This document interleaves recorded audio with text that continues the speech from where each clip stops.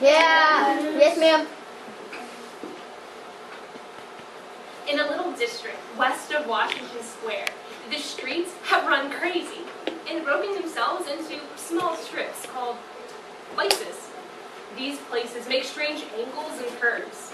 One street crosses itself a time or two. So to quaint old Greenwich Village, the art people soon came prowling, hunting for north windows, 18th century gables, Dutch attics, and low rents. At the top of a squatty 3-story brick, Sue and Johnsy had their studio. One was from Maine, the other from California. They had met at the Table de Hotel of the 8th Street Delmonico's and found their tastes in art, chicory salad, and bishop's leaves so congenial that the joint studio resulted. That was in May.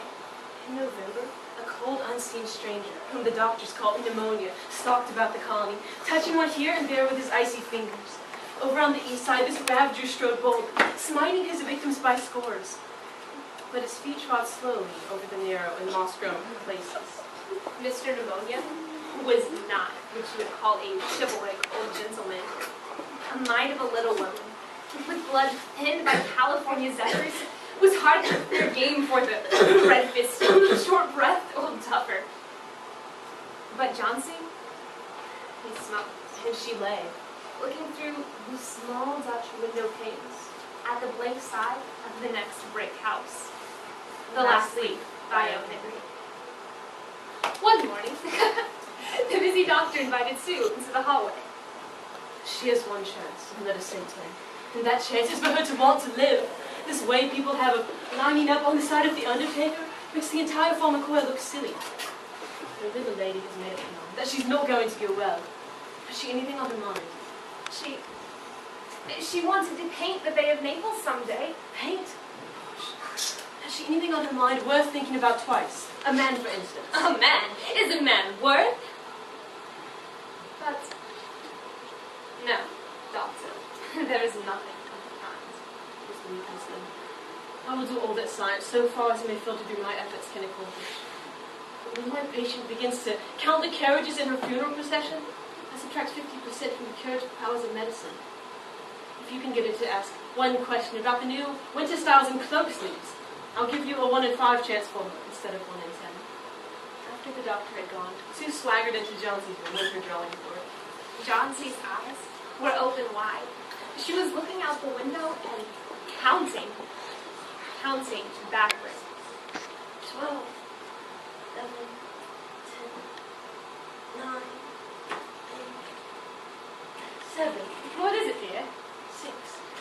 They're falling faster now. 8 days ago, almost 100. It made my head ache to count them. Now it's easy.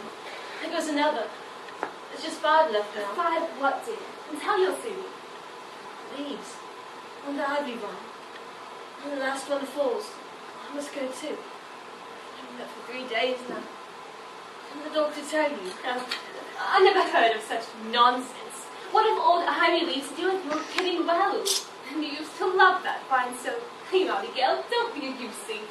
Why, the doctor was telling me just this morning that your chances of getting well real soon were. Let's see exactly what he said.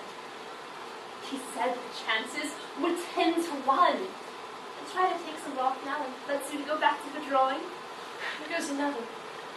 No, I don't want any broth. He's just full. I want to see the last one full before it gets dark.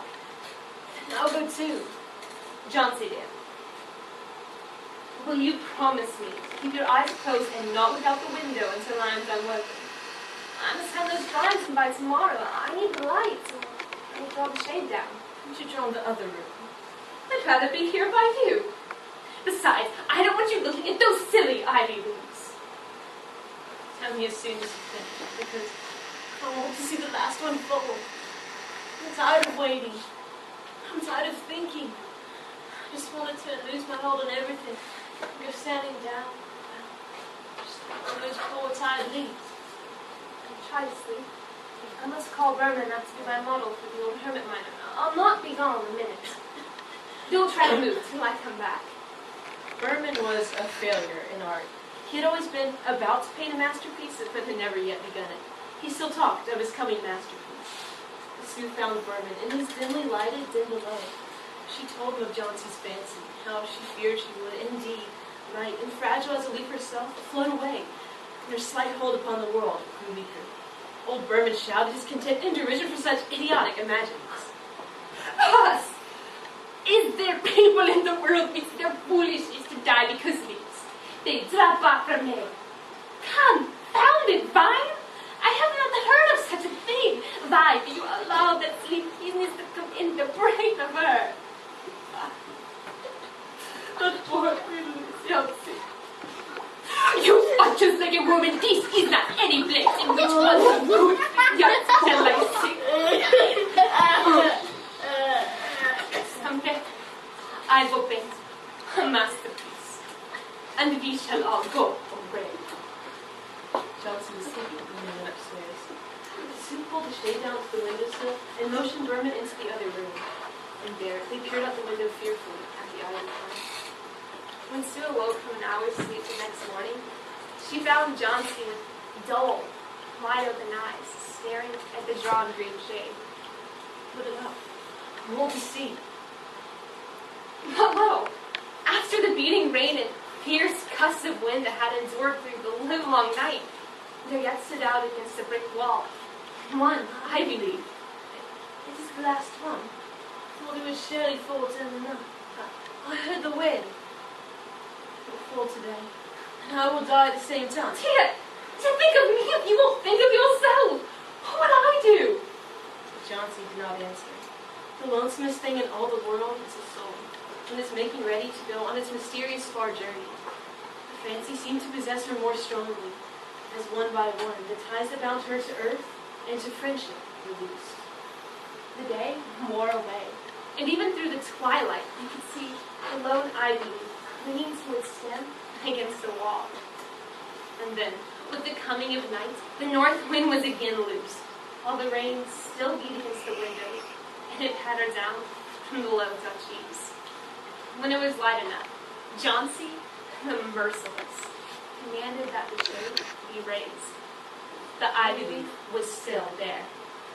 Johnsy lay for a long time looking at it, and then she called to Sue, who was stirring her chicken broth over the gas stove. I've been a bad girl, Sudie. Something has made that last leaf stay there to show me how wicked I was. What does it say to all to die? Bring me some broth now. No, bring me a hand mirror first, and then pack some pillows about me. I'll sit up and watch you cook. Sudie? Someday I hope to paint the babe in Naples. The doctor came in the afternoon, and Sue had an excuse to go into the hallway as he left. Even chances. With good nursing you will.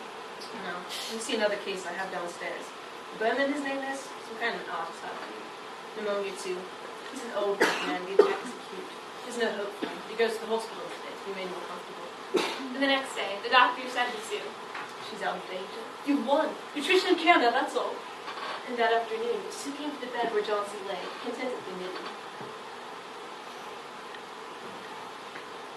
I have something to tell you, Whitehouse. Mr. Berman died of pneumonia in the hospital.